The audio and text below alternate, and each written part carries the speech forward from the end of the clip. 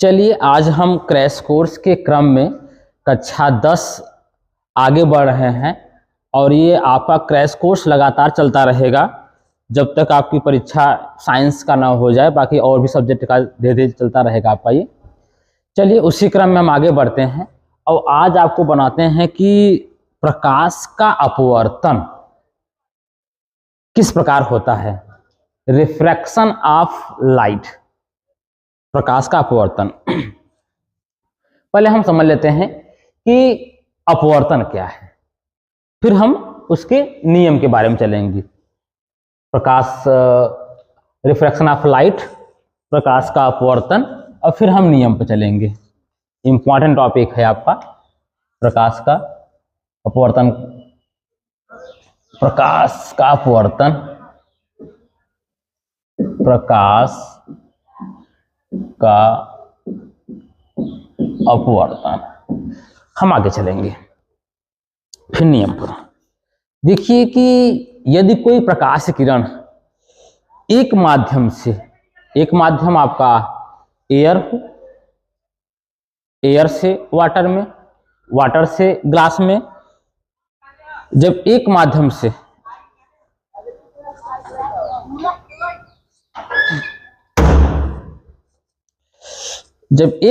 से दूसरे माध्यम में जाता है, आपका कैसे कैसे, आपका एयर से वाटर में, वाटर से ग्लास में, डायमंड से ग्लास में, जब एक माध्यम दूसरे माध्यम जाता है, दो माध्यम यहां मान लेते हैं। यहां पर एक माध्यम 1, माध्यम 2।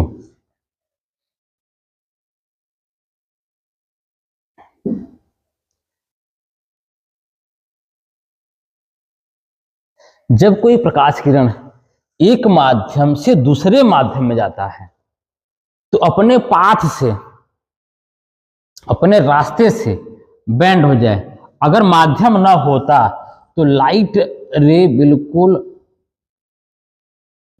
सीधे निकल जाती, लेकिन माध्यम होने के कारण लाइट हमारे क्या हो गई, आपकी इधर जाए या फिर इधर जाए, कहीं भी जा सकती है, इधर जाए या फिर इधर जाए।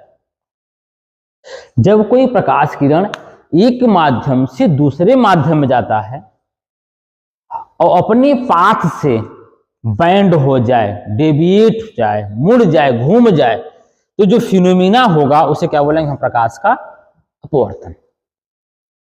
समझ लें कि यदि कोई प्रकाश किरण एक माध्यम से दूसरे माध्यम में जाता है और अपने पाथ से, अपने रास्ते से, अगर ये माध्यम न होता तो लाइट रे बिल्कुल जाती कैसी, सीधी, लेकिन माध्यम होने के कारण हमारा पाथ क्या हो गया, आपका बेंड हो गया, घूम गया, मुड़ गया। तो इसे क्या बोल देंगे, प्रकाश का अपवर्तन। तो यदि कोई प्रकाश किरण एक माध्यम से दूसरे माध्यम जाए, आपका एयर से वाटर जाए, वाटर से ग्लास जाए, डायमंड से ग्लास जाए, ग्लास से डायमंड जाए, कुछ भी जाए आपका, मतलब माध्यम चेंज हो रहा है, माध्यम बदला रहे, तो ये जो फिनोमिना होगा उसे क्या बोलेंगे, प्रकाश का अपवर्तन। अच्छा, नोट पॉइंट आप लोग ध्यान दीजिएगा कि बहुविकल्पी में आपके पूछते हैं क्या, कि जब कोई प्रकाश किरण एक माध्यम से दूसरे माध्यम में जाता है, समझिएगा, जब कोई प्रकाश किरण एक माध्यम से दूसरे माध्यम जाता है तो उसका तरंग दैर्ध्य, ध्यान सुनिएगा, उसका तरंग दैर्ध्य और वेग बदल जाता है। तो सुनिए, जब कोई प्रकाश किरण एक माध्यम से दूसरे माध्यम में जाता है तो उसका तरंग दैर्ध्य और वेग बदल जाता है, लेकिन इसकी आवृत्ति नहीं बदलती, डज नॉट चेंज। सुन लो, जब कोई प्रकाश किरण एक माध्यम से दूसरे माध्यम जाता है तो इसकी आवृत्ति, फ्रीक्वेंसी नहीं बदलती, इसका तरंग दैर्ध्य, वेवलेंथ और वेलोसिटी, वेग बदल जाता है। इस चीज को ध्यान रखिएगा आप, क्योंकि बहुविकल्पी में ये सब पूछते हैं चीजें, यही आपसे पूछा जाएगा मार्के की बात। प्रकाश का अपवर्तन, कि यदि कोई प्रकाश किरण एक माध्यम से दूसरे माध्यम जाता है तो अपने आप से वो बैंड हो जाए, डेविएट हो जाए, जो फिनोमिना जो कहलाएगा उसे प्रकाश का अपवर्तन बोलेंगे। और चाहे इधर बैंड हो चाहे इधर बैंड हो, आगे हम सिखाएंगे भाई इधर इधर कब कब होगा आपका। ठीक है, आगे चले, चलिए मिटाते हैं। अब आपको बताते हैं कि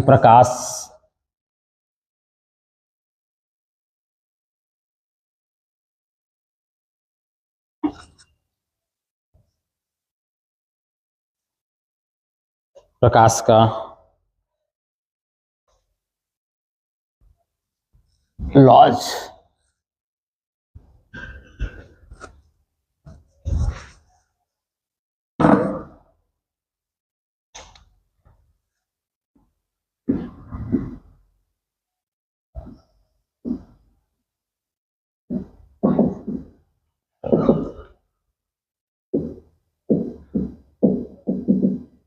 अपवर्तन के नियम। चलिए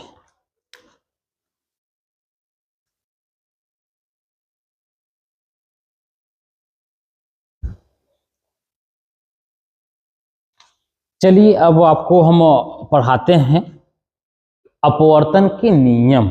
अभी आप लोग देखे थे कि प्रकाश का अपवर्तन क्या होता है, अब अपवर्तन के नियम समझिए, इसको ध्यान समझिए। यहां पर हम दो माध्यम लेते हैं, दो माध्यम, एक आपका माध्यम एक, इसका अपवर्तनांक n1, माध्यम दो, अपवर्तनांक इसका n2। अपवर्तनांक के बारे में वही आपको समझाएंगे। एक माध्यम दूसरे माध्यम में, जैसे आपका प्रकाश आपका एयर से वाटर में जाए, हिंदी में हवा से पानी में जाए, या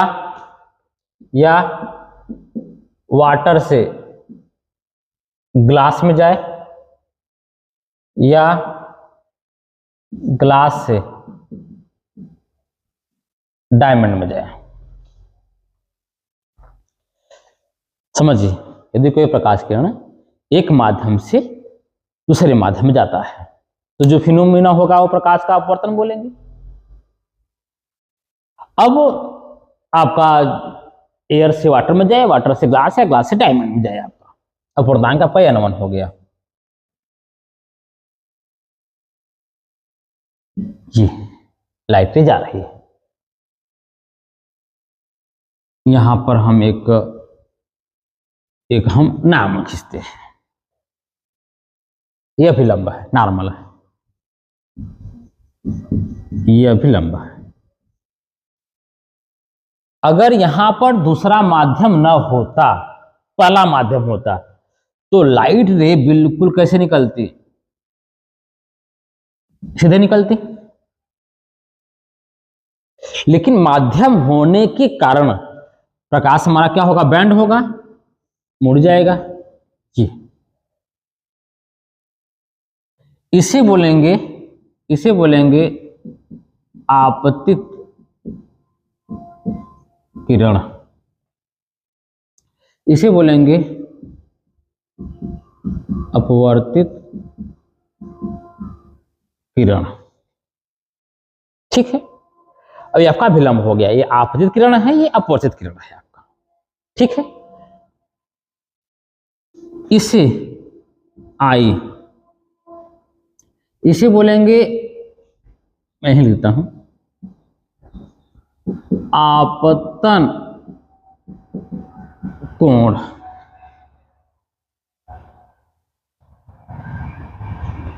ये अभिलंब के साथ एंगल बनाएगा आपका, आई अभिलंब के साथ कोण बनाएगा और अपवर्तित किरण अभिलंब के साथ किरण बनाएगा। इसे क्या बोलेंगे, अपवर्तन कोण। समझिए, ध्यान समझिएगा। हम नियम पर चले, चूंकि नियम इंपॉर्टेंट है आपका, लॉज ऑफ रिफ्रैक्शन, अपवर्तन के जो नियम इंपॉर्टेंट है। भाई क्या हम कहना चाह रहे हैं कि जब लाइट एक माध्यम से दूसरे माध्यम में जाता है तो होता क्या है, ये आपतित किरण है, अपवर्तित किरण है, आपतन कोण है, अपवर्तन कोण है, ठीक है, ये अभिलंब है।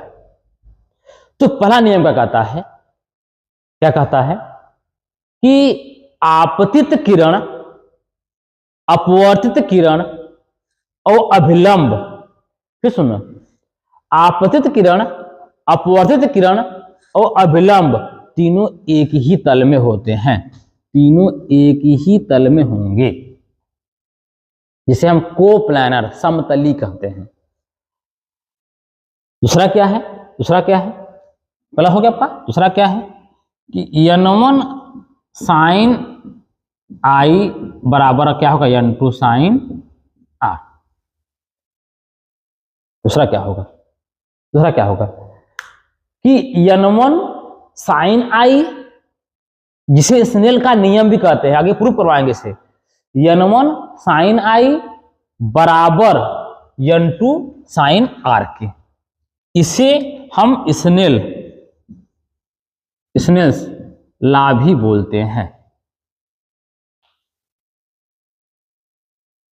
समझिएगा, पहले क्या समझिए,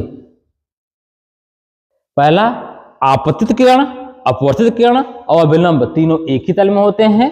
दूसरा n1 साइन आई बराबर n2 साइन आर के बराबर होता है। तो दिक्कत, जहां जहां आपको समस्या हो बोल दीजिएगा, घबराइएगा नहीं। स्नेल का नियम इसे कहते हैं n1 साइन आई बराबर n2 साइन आर। ये दो नियम इसके अपवर्तन के हो गए। कोई डाउट हो, कोई समस्या हो, आप लोग कमेंट करिएगा, जहां भी दिक्कत हो आप कमेंट करिएगा, हम आपको दोबारा पढ़ा देंगे, बता देंगे इस चीज को, ठीक है।